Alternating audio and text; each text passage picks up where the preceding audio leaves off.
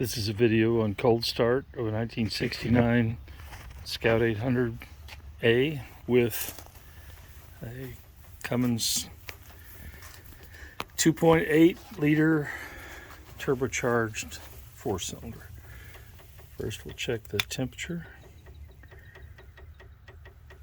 66.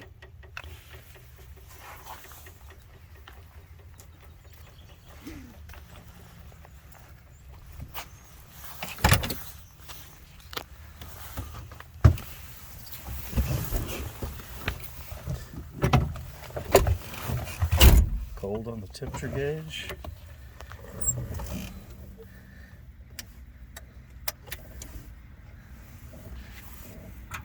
Computer says wait for the